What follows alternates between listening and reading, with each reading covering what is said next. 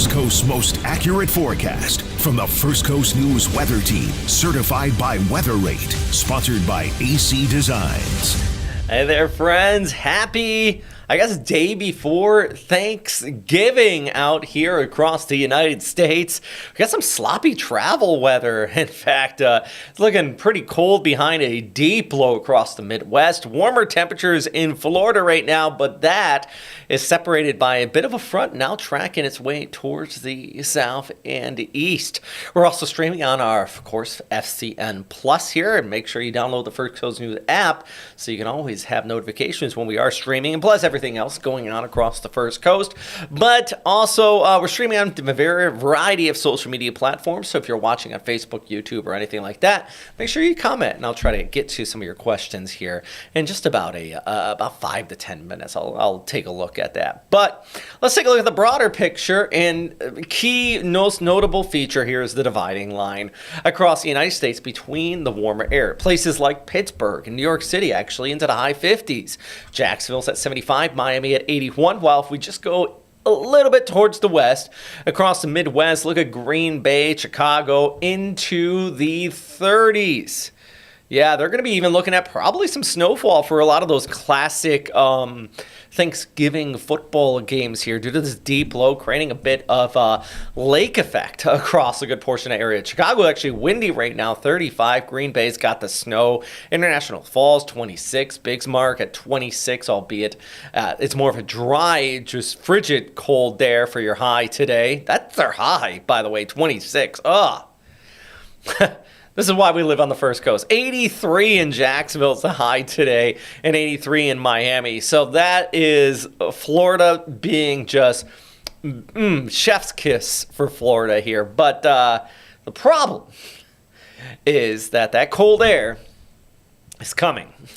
All that towards the northwest is moving towards the south and east. And we can even see that here if we take a look. Well, first, let's zoom in on the Midwest. And this is problematic for travel, especially places like O'Hare if you're flying through there ahead of Thanksgiving. Pardon me. Yeah, we're going to be looking at probably some delays there. I do know I have seen delays in like Milwaukee, Green Bay, Minneapolis, all under delays right now just because of that cooler air bringing that snowfall wrapping around from the north. Of course, these airports do get snow like this, but the problem is it comes with the wind, blows the snow around, reduces visibility. Then we're talking about icing, so the plane could probably just fly to the ground once it takes off. Of course, most of them do have de-icing equipment on them, but it still could be causing some issues here. So obviously some delays out ahead of it, even looking at some storms moving across parts of western New York, western areas of Pennsylvania, down through Ohio.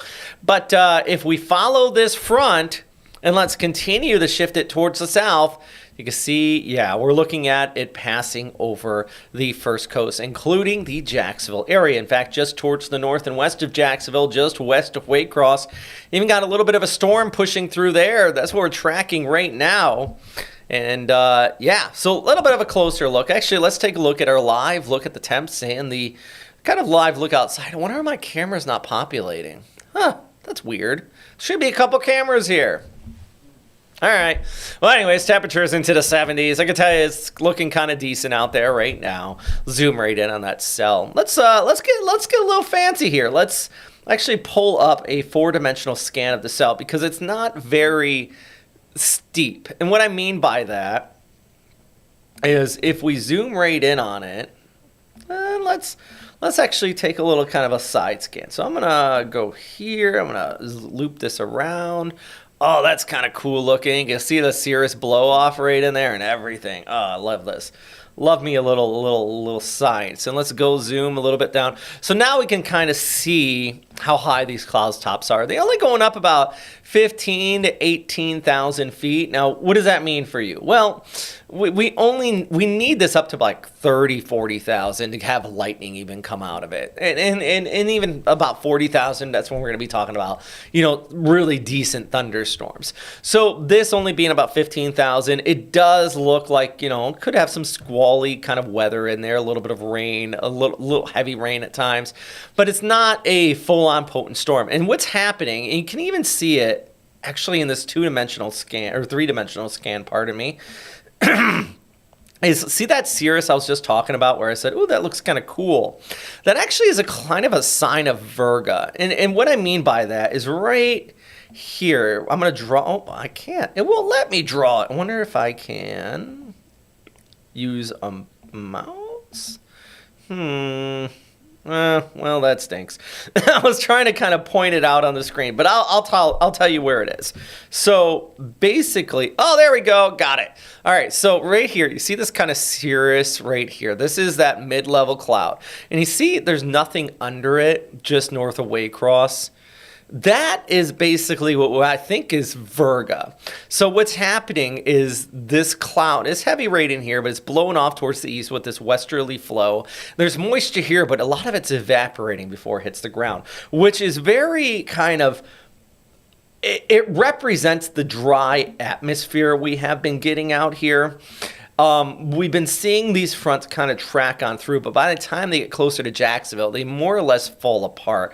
Dry air envelops it, and it just doesn't produce a lot of rainfall, and we need the rain. It's been very dry lately. So there is this rain here between Nashville extending back towards Douglas. You got Waycross just down towards the south. But this right here with this mid-level cloud right there, mid to upper level, and the dry air under it is just telling me that that air is eating away at this cell. So I do not anticipate this to really have a lot of energy. And there you go. That's a little kind of real-time meteorological forecasting. See, there you go. Us meteorologists, we do a lot more than just look at the models there, friends.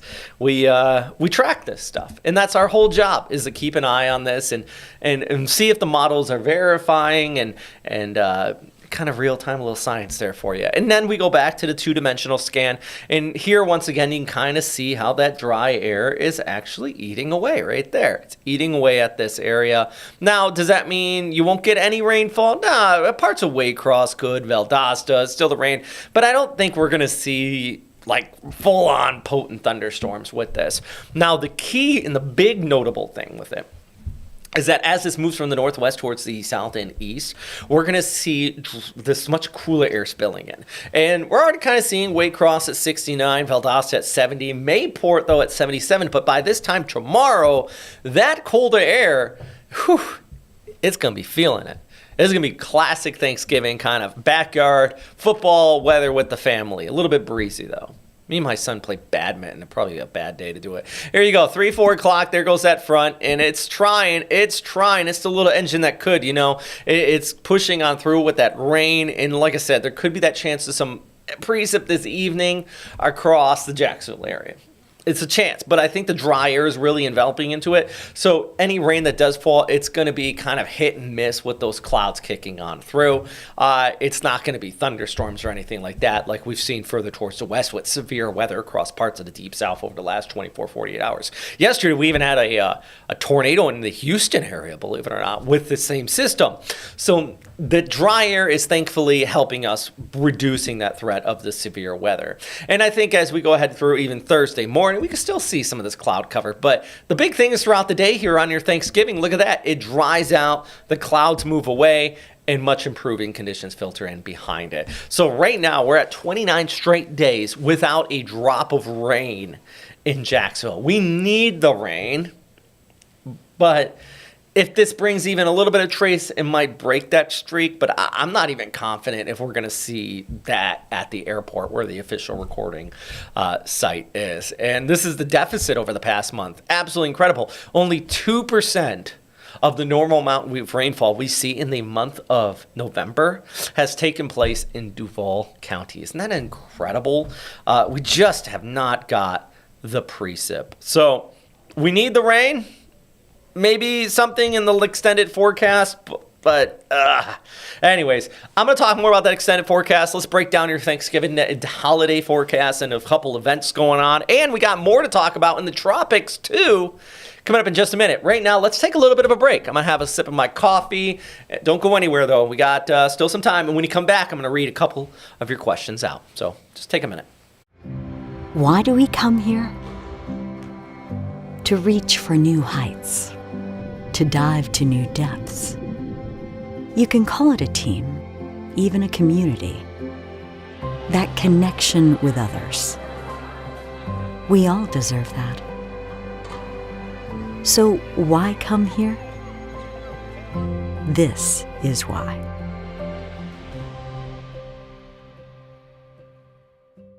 Swing into luxury, where golf and community come home. Located in St. John's, Florida, Stillwater is a premier 55-plus active adult community where golf is in your backyard. This bundled golf course community features a championship 18-hole course, top tracer practice facility, and resort-style amenities. Whether perfecting your swing or connecting with neighbors, Stillwater offers the perfect blend of relaxation and recreation. Live where every day feels like a getaway. Maybe you're new to all this streaming, OTT, on-demand stuff. You need a trusted news and weather source, and we've got you with First Coast News Plus. That's some pretty serious cold. It's your most accurate forecast, your weather impact alerts, heavy law enforcement presence, extended breaking news coverage, and that breaking news right now out of Camden County, Georgia, and exclusive specials, all on your schedule. So download First Coast News Plus and start watching for free.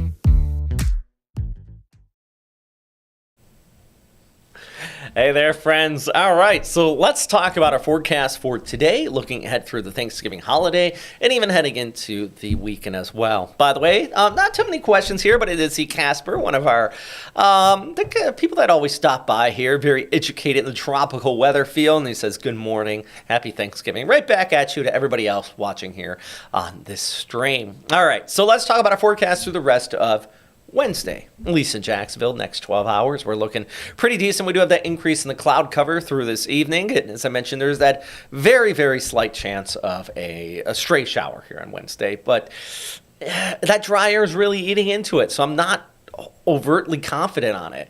83, though, for the high. So if you like the warmer weather, here we go again. Rinse and repeat. It's been beautiful. It's not going to last forever. It's going to starting to feel more like reality here, because reality is the average is 74 in Jacksonville this time of year. We have been spoiled. Take a look at Deck the Chairs, which if you are not from the Jacksonville area, by the way, if you are, you know about this. If you're not, this is the most overtly Florida just Christmas event. I love it. Basically, this is at Jacksonville Beach, right at the Seawalk Pavilion. If you're from here and you've never been to it, I highly suggest checking it out. So it's at the Seawalk Pavilion.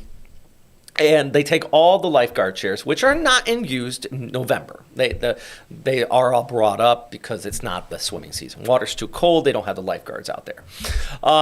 But they decorate them and all these like cool Christmas decorations. Either a lot of it goes to charity. The person that runs this is such a good guy. A lot of this is donated. It helps out to STEM fields and things like that. They're very big into recycling. They have a whole segment on it about how like the ocean's impacted. I love this event. It's great. And, and also the other thing is they have they use volunteers, so there's not a big overhead. So they can get a cup of hot cocoa at this festival for $1.50, $2, which in today's day is unheard of. So you can have nice hot cocoa. They have little games. My favorite is the little, they have a little helicopter thing that they send. Anyways, I'm getting on a tangent. I love this event. Stop by. The weather's going to be looking great this evening outside of that remote chance of a little bit of raindrops. But it looks fun. It looks like a good time. And then the wind's going to pick up, though.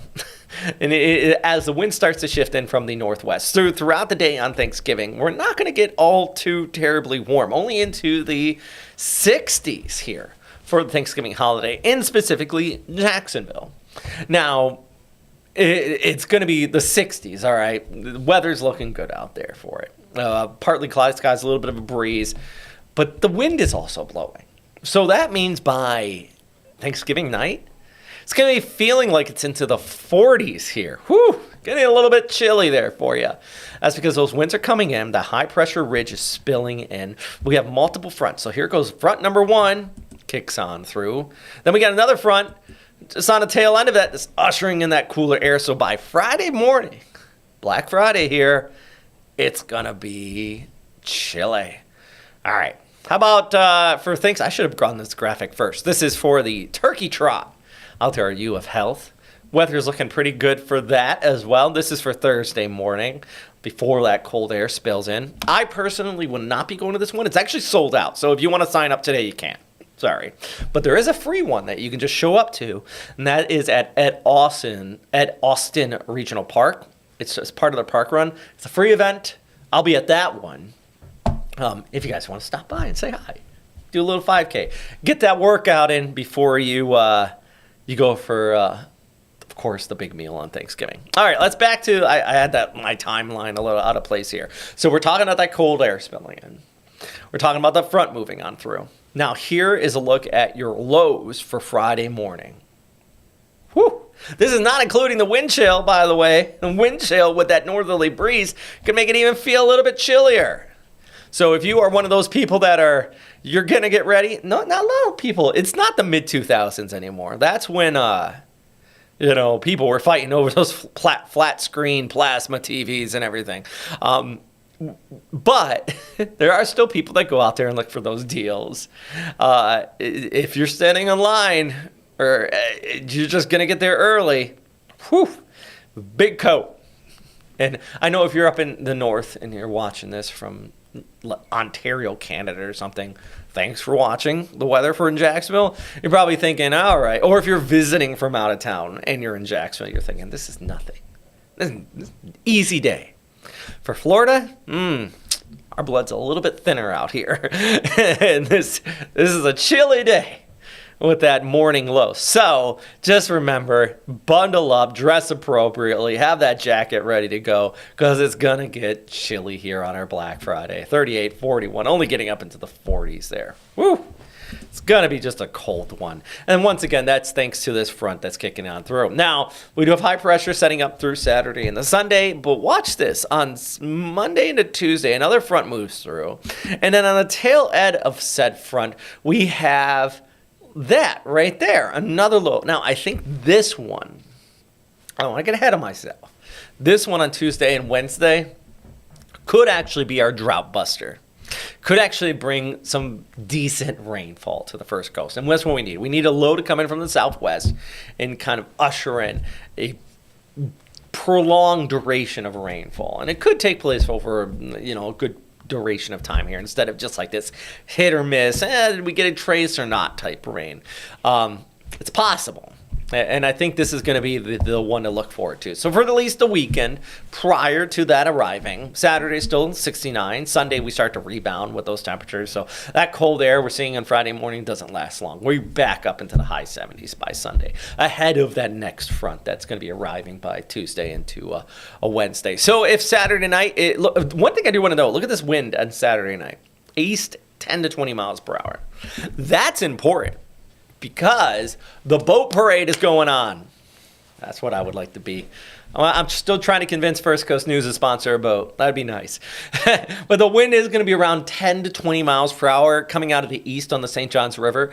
So hopefully everybody's got stuff tied down out there. And those that are on the boat got their full winter kind of Santa outfit on and are bundled up because the temperatures will be into the 50s with a little bit of wind chill on the water will make it feel potentially like it's into the 40s for those on the boat. So just saying.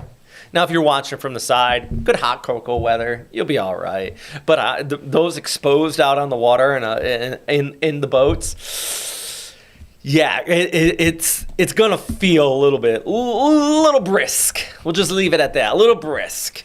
All right, here's a look at the extended forecast for Jacksonville in the First Coast area. Wednesday, we got that chance of rain tonight. It's limited. Thursday, a big drop in temperature throughout your Thanksgiving holiday. And then by Friday morning, just in time for those Black Friday shoppers, temperatures will be into the 30s with a bit of a wind chill. We start the rebound back up to the high 60s on Saturday, but do remember that it still comes with that easterly breeze. And then by Sunday, Monday, and the Tuesday, that next front moves on through with an increasing chance of showers by the early part of next week due to that area of low pressure coming in out of the Gulf, out of the south and west. So maybe those might be the days where we get some relief a little bit of drought busting because we are in a drought across the First Coast. There's some fire weather, burn bans in place. Of course, there's dry conditions. We just had a fire in Hilliard, burned over 30, I think 50 acres in Nassau County over the weekend. So we need the rain. We need it.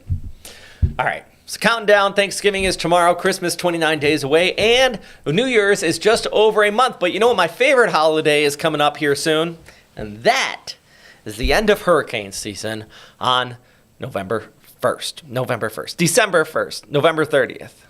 Getting ahead of myself here. So I'll talk about that, and I'm going to share some statistics on this past hurricane season coming up just after the break.